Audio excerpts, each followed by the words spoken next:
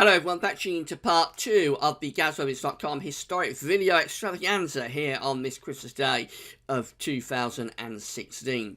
So, in 3 parts, in 3 videos, we are exploring the year of 1879, which was an exceptionally cold and severe year back in the Victorian era. It's the coldest year since 1740, and there hasn't been a year colder than 1879 since. Now, for part 1, for episode 1, for video 1, we had a look at the very severely cold and snowy winter of 1878, 1879, and we know that's part of the reason why 1879 was such a cold year, because the winter of 1878-1879 was the 7th coldest on record, and there wasn't one colder than that winter until 1963.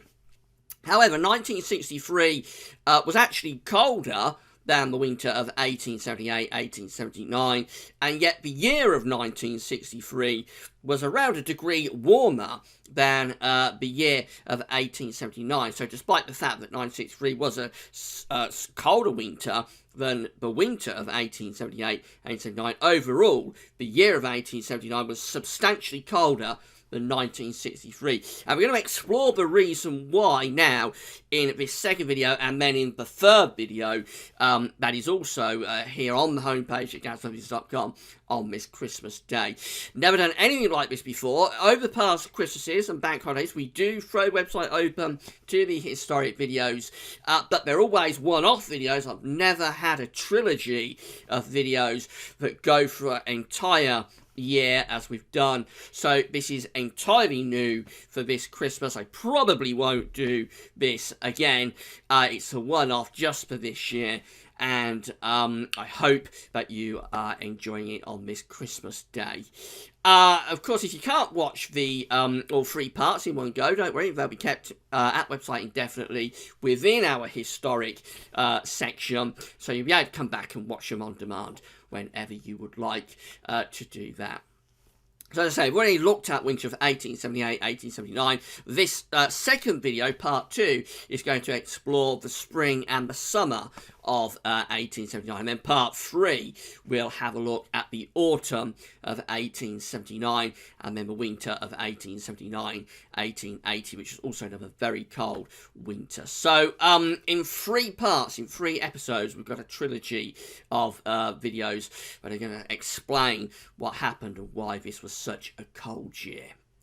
So, before I go on with part 2, just to say about the ads, there's links to articles on all the pages. Have a browse through visits and click through links. If there's any articles that you're interested in, you'll have this page website. Thanks very much for doing that. There's also video ads, most pages, which own my content. When you watch the videos back up again, does help to pay for GazWebits.com. Big thank you for tuning in on this Christmas Day. And all that remains is me to explain where the charts and the information is coming from. So, the charts are coming from webcentral.de, and much of the information you hear in this video is coming from Trevor Harley's personal weather website, and I couldn't do any of these historic videos without these 2 elements. It's really the combination of the charts with the information that makes the historic videos at GazWebits what they are. So a big thank you to webcentral.de, and big thank you to Trevor Harley for all of the information and the charts that they let us use for this video. Can you believe webcentral.de has a historic archive of charts going all the way back to the 1st of January 1871, so you can while away many a happy hour on West Central looking at their historic archive of charts. And the links to both Trevor Harley's website and webcentral.de can be found on the links page. Because this is such a long time ago, information is rather sparse. I explained this in part 1, so I've had some additional help from my good friend Kevin Bradshaw, who is also known across many of the weather forums as Mr. Data. And Kevin's website, which I'm going to give you the name to it right now, once I can find it in my additional notes, is ukweatherworld.co.uk. You'll find a link to UK Weather World on my links page. Big thank you to Kevin for supplying me with these additional bits of information. It's a very long time ago, so information is sparse. For example, in several of these months I'm doing for today's video, example of March, April, May, all I've got to go on for those months is the centering temperature of those months. I don't have any more additional information for those months at all. However, hopefully through the charts it will be able to see what happened and explain the storyline as we go along. But it is very challenging. It's the most challenging historic video I've done. These 3 videos, which I'm actually really combining and assuming they're one great big project. It's the most challenging I've ever done. Very, very hard to get all this together. So I hope it works. I hope everybody enjoys it on this Christmas Day. Right, we're going to start off on the 1st of March. We started off on the first day of spring. Now, we know that where we left off with part 1 is that we had a severely cold winter, of course, 1878, 1879, and as we left it at the end of February, things were just moderating a little bit. The severe cold and snow that we'd had, particularly through December and January, had eased through February. It hadn't been as severe, and that's where we pick up the story for the 1st of March. We're in this cold north-northwesterly flow, but not severely cold. The air is originated from the northern part of the Atlantic as opposed to being deeply Arctic sourced. Now we move through to the 3rd of March 1879, and we develop this very big area of low pressure here, swinging in from the northwest of Scotland, and this brings severe gales across the northern part of the country, but also brings milder air with it, and we get a push of proper southwesterly winds on the 5th of March 1879. So a milder start to the spring and to March, most definitely. This is a cold month, though. We know, we explain that we have 15 consecutive colder than average months, starting from November 1878, going right way through to January 1880. So we know this is going to be another cold month, most definitely. In March, the March centering temperature of 1879 comes out at 4.7, which is a significantly colder than average month indeed. Very few Marches in the modern era, where we are in 2016, have been that cold, although 2013 was a colder March than 1879.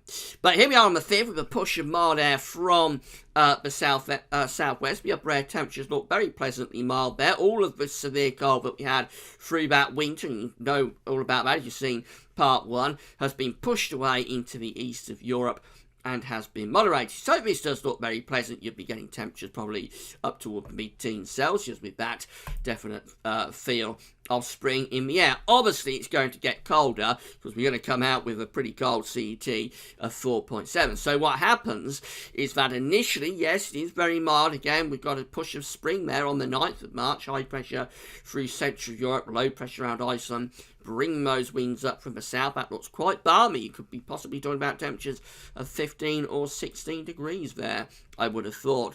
But now we move through to the 11th, and it's starting to turn cold. We've got this cold trough coming back in across Scandinavia again, and that's bring down really cold Arctic winds into Scandinavia. Still relatively mild for us at this point, particularly in the south. It's looking quite mild. Scotland has turned a little bit colder. There's all of that cold air again lurking up to the north of the country.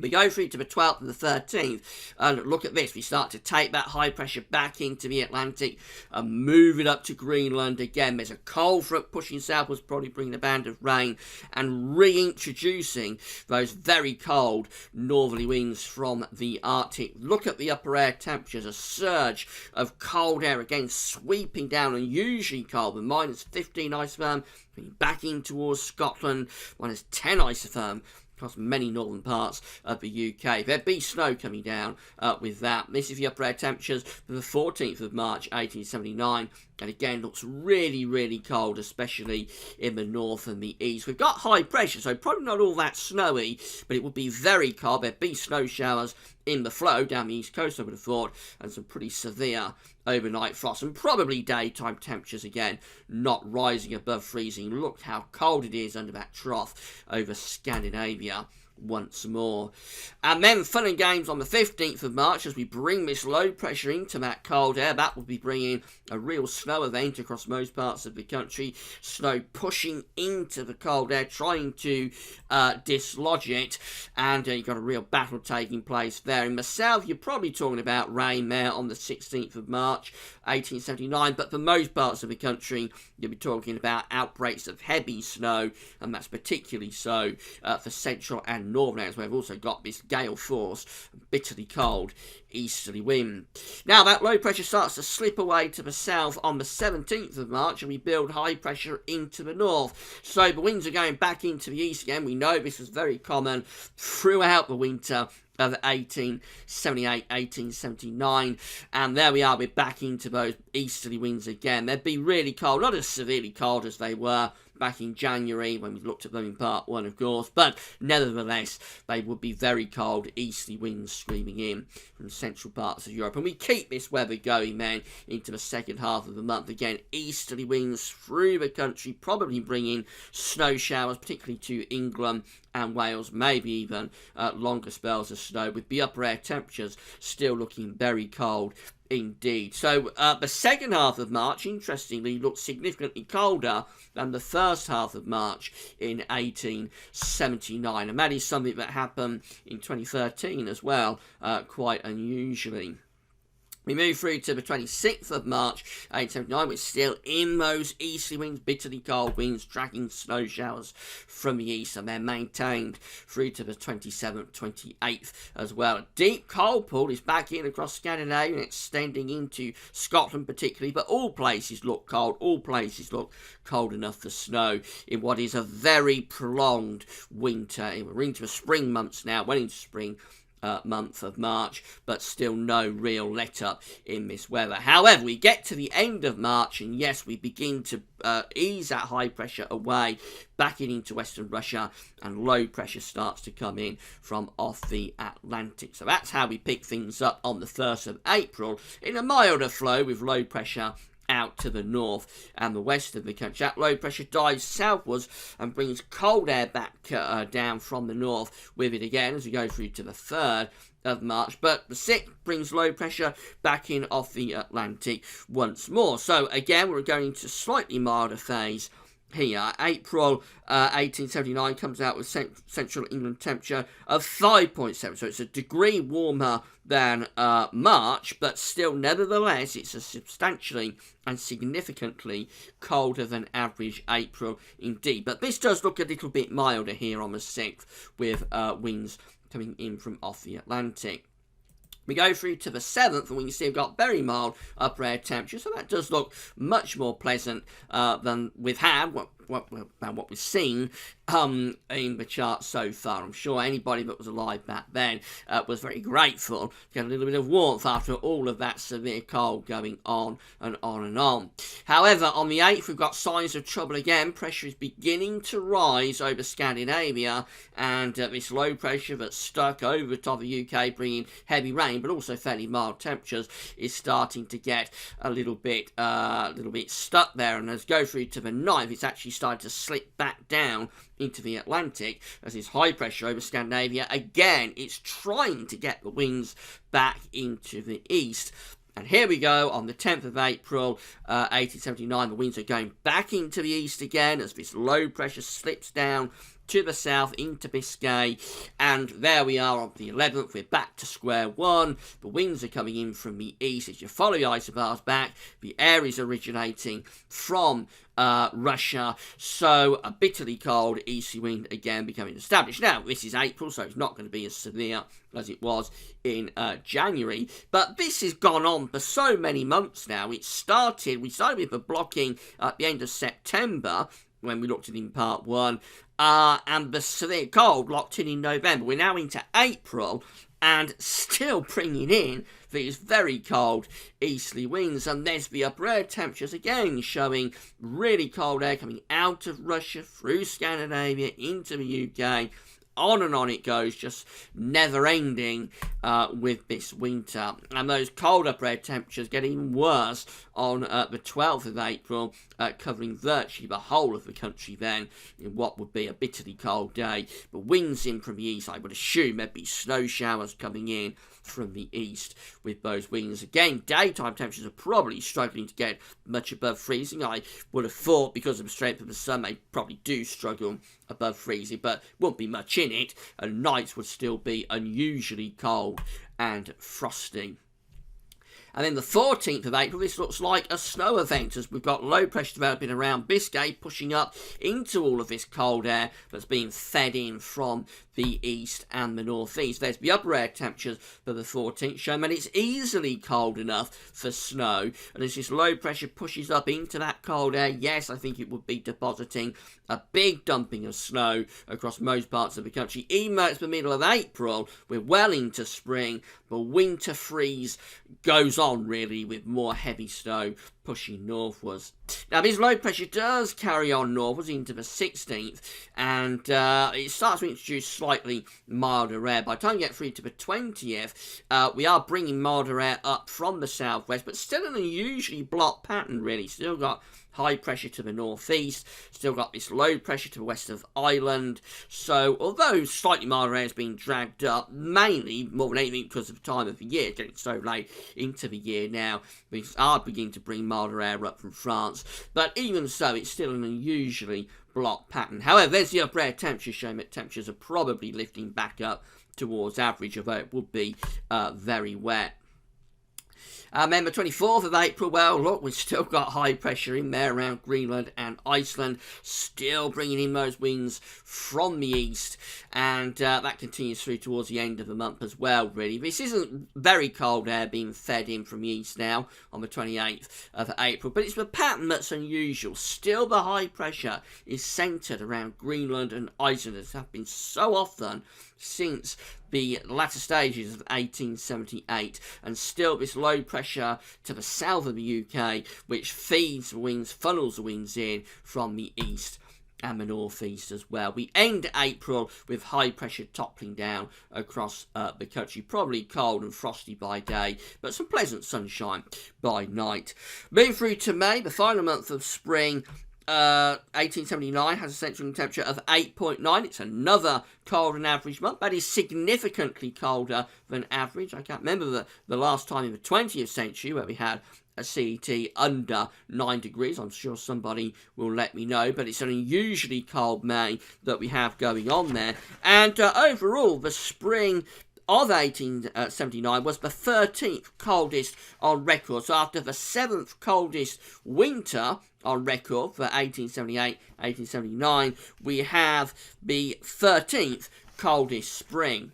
And again, we start off through May with high pressure dominating, but it's not a warm high pressure at all. So although we've got a lot of dry weather there, and it probably is sunny by day, I think by night we will be getting more unusually cold nights through the first week of May 1879, probably producing frost. And then we go through to the 8th, we take that high pressure retrogress it out into the Atlantic and pull the winds back into the north again. So here we go again on the 9th of May 1879. Yes, we've got the wind screaming back in from the north, follow the isobars back, and look where the air is coming from.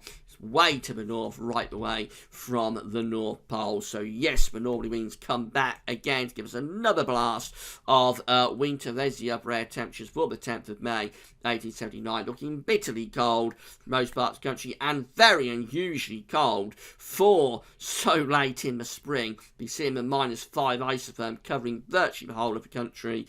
Really unusual. -10 at 850 HPA is heading into northern Scotland.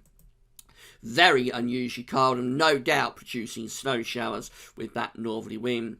Low pressure starts to move in from the northwest within that cold flow, so that could be producing snow, especially for the north, the 11th of May. we get through to the 13th and things are starting to ease. We're trying to raise a little bit of pressure to the south and might be showing signs of losing some of that northern blocking. However, we're not really going into a proper warm pattern there. We've got high pressure on the 15th across Scandinavia, sending down to the northwest of Scotland, low pressure to the southeast, and we're bringing the winds in from an east or northeasterly direction, which isn't going to be warm. And because it's been so cold, of course, you have to factor in that the North Sea and the seas around the country are going to be very cold as well. So if the air is coming over the North Sea, that's going to be colder than usual. Now, a little bit of a change on the 22nd of May, 1879. We start to raise pressure a little bit over Scandinavia. We begin to, certainly over the continental landmass anyway, begin to warm things up just a little bit. So, signs that we get a bit of warmth here through the last week. This does look a little bit warmer. Still quite unsettled though. Low pressure is still coming down from the northwest. So this attempt to build a warm ridge across the UK doesn't really come to a great deal, and by the 27th of May, the end of the spring, we're bringing a trough back down through the country again. High pressure is over Scandinavia and out in the central Atlantic, but between it, this cold trough is slinking down through the country. And that's how we end the spring of 1879, with low pressure in over Scandinavia, high pressure back in across Greenland and Iceland yet again. The winds are in from the north. Of course, it's the end of May now, so snow is going to be limited. Possibly it would have been colder, due snow for northern parts of the country, I'm not sure. But it's not a desperately cold scenario, but it is very cool, and it's unusually wet as we end the spring of 1879, which, as I say, was the 13th coldest spring on record. So that takes us through to the summer, and what can we say about the summer of 1879 other than it was extremely dismal? And this really is how we end up with such a cold year. To be honest, it's the combination of a very cold winter and a very cold summer as well. So the summer of 1879 is the 10th coldest on record. And what Trevor Harley says is that July is particularly poor. But before I get to July, we've got June to go through. And this is an exceptionally wet month. It has a central temperature of just 12.9 degrees, which is pretty dismal. It's around a degree and a bit colder than average. Not as big a deviation as a lot of the months in 1879, but nevertheless it's a pretty dismal month. And we start off indicative of what's going to happen throughout the summer, really. Still with that blocking around Greenland, Iceland, still with this trough around the northwest of Europe, and still bringing in the winds from the northeast. Let's go through and see what happens. You can imagine it can be a lot of low pressure. So on the 4th of June 1879, we have this low pressure in over the UK producing lots of heavy rain, and then we develop this next area of low pressure down to the southwest that pushes up towards us on the 7th of June, bringing copious amounts of heavy rain. Look what an unusually block pattern we've still got on the 10th of June. We've still got the broad pattern that we had through the winter. We've still got that high pressure around Greenland and Iceland, down into the northern Atlantic. The low pressure is underneath it with a southerly tracking jet stream, and that means that the warm air, the hot air, is down here in the southeast of Europe, and we are still generally pulling in the air from the north, still looking pretty cold. Now, we tried to build a little bit of a warmer ridge there on the 13th of June. Is that going to come off? Well, it's struggling. It's trying to bring a bit of warmth up from the south, but by the 15th, look at this. We've got low pressure gathering in the Atlantic. That looks ominous. This little bit of a ridge that's tried to pull up some summer into the south. It looks like its days are numbered. The upper air temperatures have lifted up a little bit, so that probably lifts temperatures into the mid-20s Celsius. But it doesn't last. And on the 16th, the low pressure rolls back in from off the Atlantic, bringing heavy rain, possibly thunderstorms as well. And it just stays very unsettled then through to the 17th. And then beyond that, stays unsettled. Low pressure driving in from off the Atlantic all the time through this latter part of June looks really unsettled indeed. Here we are on the 24th with a trough centred over UK. Again, the block, it's there, it's to the north, it's around Greenland, over towards Svalbard. Above average pressure there, the trough is underneath it. It looks pretty dismal, it looks wet, and as I said, it was an exceptionally wet month in June 1879.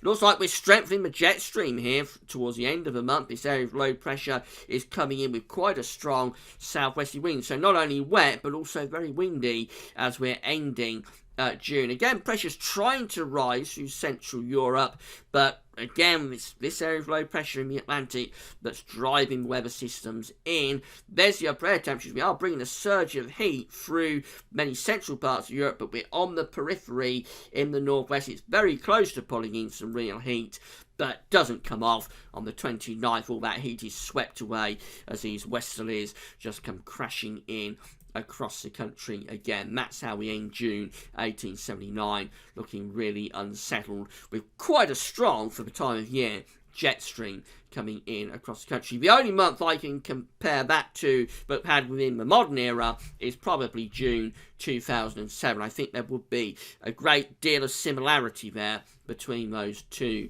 months.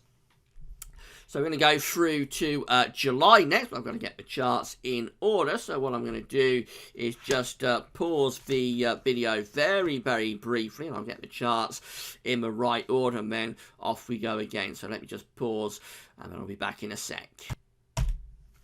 Okay, and we should be back. Let me just check to make sure we are recording. Yes, indeed, we are. I don't think anybody noticed that little interruption. So, we've come to the end of June. Looks very unsettled. Let's go through to July. Now, I can tell you that July 1879 has a central England temperature. It's a little bit warmer than June. June was 12.9.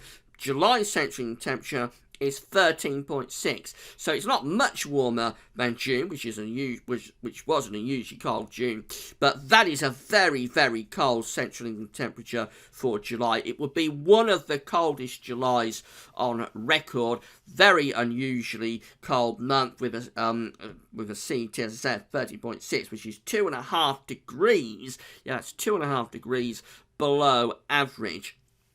It's possibly the worst summer on record. Trevor Harley explains that it has the highest temperature of the year recorded later in July, and I'll talk you through it when we get to it, but the highest temperature of the year is just 26.8 degrees.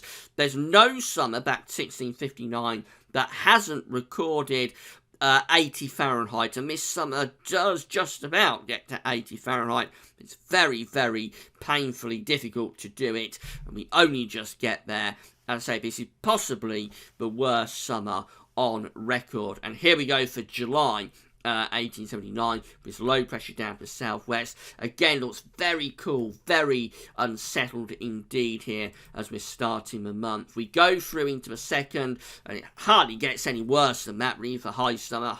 Low pressure is centred over UK. We've still got the blocking, it's still there. It started at the end of September 1878. We're now through to the 2nd of July 1879. That blocking is still essentially where it was, up over Greenland, going towards Svalbard, and the trough is underneath it, and we're still bringing the southerly tracking jet stream and the cool air down with it. So that looks very cool, very wet and unsettled on the 2nd of July. The 5th of July doesn't look much better. Low pressure still coming in with what again is a pretty strong jet stream. Move through to the 7th of July, no change. Low pressure still driving through, bringing heavy outbreaks of rain across many parts of the country and dismally cool temperatures as well. The trough is through the UK on the 8th of July, and by the 9th it's pushing to the east and turning the winds into the north again. So we're back to those northerly winds that we had so frequently through the winter part of the year. Let's go beyond that and we might run up towards the 12th, and it's still looking pretty dismal really. This trough is shallow, it's not as windy or as disturbed, but this will be bringing heavy showers or longer spells of rain or thunderstorms and cool temperatures. And then we go through into the 13th, and that trough of low pressure is just deepening and intensifying. So it becomes a very significantly deep area of low pressure centered over the UK again on the 13th, bringing more copious amounts of rain. Look at that, the 14th of July 1879, still essentially in the blocking pattern of high pressure to the north, low pressure underneath it. Extraordinarily blocked scenarios, this, over such a prolonged period. I think that's what makes this year so unusual and so extremely cold, that the blocking was so consistent and lasted for such a long time over so many months. The 15th through the 16th brings yet another area of low pressure in from the southwest. That's more heavy rain, pretty cool temperatures coming in as well. Remember, things are very basic back here. This is back in the Victorian area, so I would assume there's a lot of flooding going on with all these areas of low pressure. And after such a severely cold winter, unusually cold spring, to have such a horrible summer, so much rain and cool temperatures, must have been a real smack in the face, really, for anybody living back in 1879. All of our ancestors must have been tearing their hair out by this point, wondering, are they ever going to get a summer? Look at that, on the 21st of July. So on the 20th, we have this area of low pressure, which actually looks quite shallow, coming in across the country, but look how it's deepened by the 21st. That's probably autumnal type storm there sitting in the North Sea, with gale force northerly winds rolling around that low pressure, and there would be some very heavy rain in there as well. Horrible conditions, probably producing flooding down the east coast. Again, the winds are back into the north, and it's all courtesy, all of this is courtesy of this high pressure and the blocking that we have going on up to the north. Now we run through towards the end of July, we're starting to raise pressure a little bit. Finally, the Azores High, which even back in the Victorian era, it was there. We had high pressure around the Azores, and here it comes. It's trying to stage a little bit of a revival as we go through to the end of July. And this takes into our warmest period of the summer. So we get our warmest day on the 29th of July, 1879. The temperature reaches 26.8 degrees at Hillington in Norfolk. That's the highest temperature of the year, courtesy of the Azores High, throwing a ridge into France. It's just about getting to 80 Fahrenheit, but it's a proper struggle to do it, and it's probably the highest recorded yearly maximum, if you see what I mean. And as I say, Trevor Hardy does rate this probably as the worst summer on record, certainly for those temperatures. There's the upper air temperature showing that we do bring up some warmer air with the Azores High right at the end of July. And then that takes into August, the final month that we're going to look at for part 2.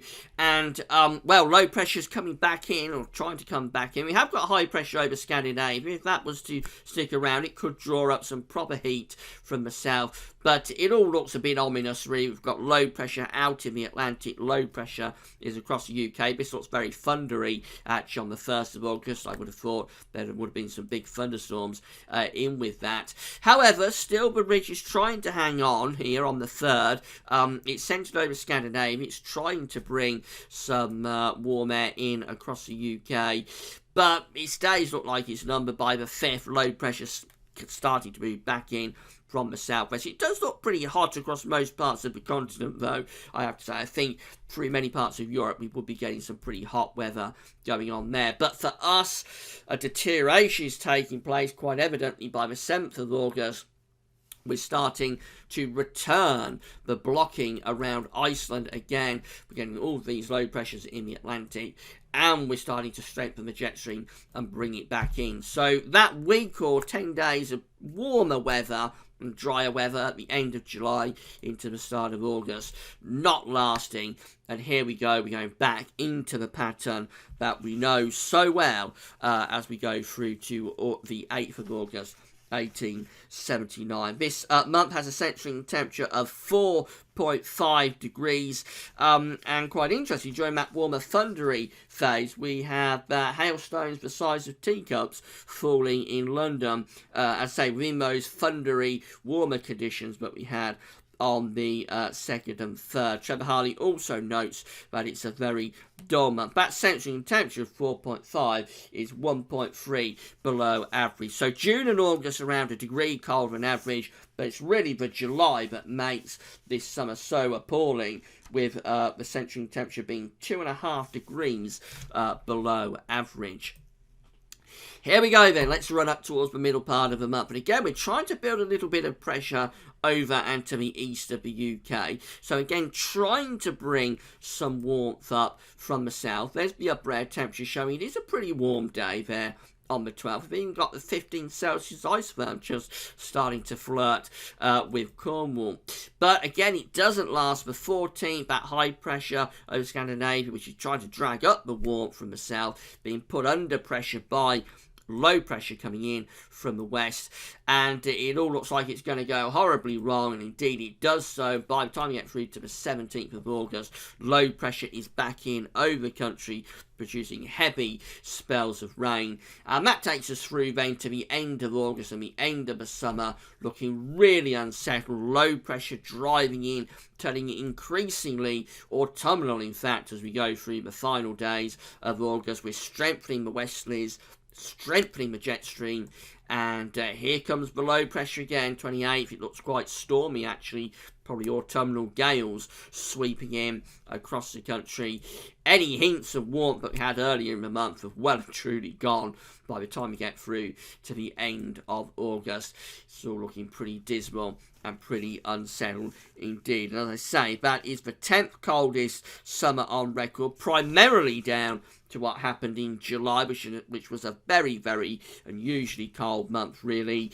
But June and August were pretty dismal as well. And coming after the 7th coldest winter on record and the 13th coldest spring on record, get the 10th coldest summer, you can see why it was such a cold year in 1879. We're not done yet, though. Part 3 is going to examine the autumn and then the winter of 1879-1878. There was a very, very cold spell through November and December 1879 to just round it all off and drag that overall temperature down further and give us the coldest year since 1740. If you want to know how that happened and what happened at the end of 1879, check out part 3, which again, it's here for you on the homepage. If you want to watch it now, you certainly can do, but you can come back whenever you want, and it'll be kept at the website indefinitely. Now, at this point, I'd normally show you some pictures just to round it all up. I can't do that because it's so long ago, so I've got my good friend James Ackrill. I know James is going to be watching the historic videos. Big thank you to James for his help with these historic videos this Christmas. I've got him to produce a reanalysis, so we're going to show you the 500 millibar height anomaly for the spring. This is spring, and again, just indicative of the blocking. We've got the ridge through the Atlantic going up to Greenland, and the trough here in the western northwest of Europe. Look at that, the winds will be coming in from the northeast, so the 500 millibar height anomaly looking unusually blocked. This is the temperature anomaly for the spring. Look how cold it was. That anomaly is something like 2 to 3 degrees colder than average, extending down through the northwest of Europe. In fact, quite interesting, there's a band of below average temperatures that stretches almost from the Pacific over there, down through the Arctic, through Scandinavia, through western Europe, even down into North Africa, which is somewhere down there. That's North Africa down there. Quite unusual to see a band, such a distinct band of colder than average temperatures. So the spring, well, obviously was unusually cold. This is July's air temperature anomaly. Again, just look how cold it was compared to average. There's the UK just there. And the temperature anomaly is coming out around 2 to 3 degrees colder than average. Northern France is probably up to 4 degrees colder than average. Extraordinarily cold July in 1879. The overall summer 500 millibar height anomaly, or I should say air temperature anomaly, looks like that. This is how the summer stacks up, significantly colder than average. Notice North America and Canada has a warmer than average summer. They were cold in the winter, but in the summer it was warmer than average there, 1879. But for us, it was a very substantially colder than average summer. This is the 500 millibar height anomaly for the summer of 1879, and it's just the case that the blocking never went. It was there in the winter, it was still there in the summer. Above average height centred around Greenland. We've got the trough underneath it via the jet stream, which is on a southerly track because of that blocking. And if we compare that to the winter anomaly, and you saw this at the end of part 1, this is how the 500 millibar height anomaly looked in terms of the winter of 1878, 1879. Extremely blocked winter, of course, very significant northern blocking centred around Greenland, that trough underneath it. Compare that to the summer 500 millibar height anomaly. There's not really much to choose between them, is there? It's very, very similar pattern that we had in the winter, and it carried through the spring into the summer, and that is the reason that the year was so unusually cold, because both the winter and the summer, unlike, for example, in 1963, had extraordinary amounts of blocking around Greenland, over the Arctic, and underneath it we had that cold trough, which in the winter produced lots of heavy snow, in the summer produced copious amounts of rain. And that wraps it up for part 2. So I think been a little bit shorter, 40 minutes, a little bit shorter than part 1. And we've just got part 3 left to do, which, as I say, is going to have a look at the autumn of 1879 and then the winter. So you can either watch part 3 now as we finish part 2, or you can come back and watch it whenever you want. Big thank you to everybody for tuning in on this Christmas day to Gaz Webbiz. Hope you enjoyed the rest of your Christmas, and at just over 40 minutes, that wraps it up for part 2. Press play for part 3.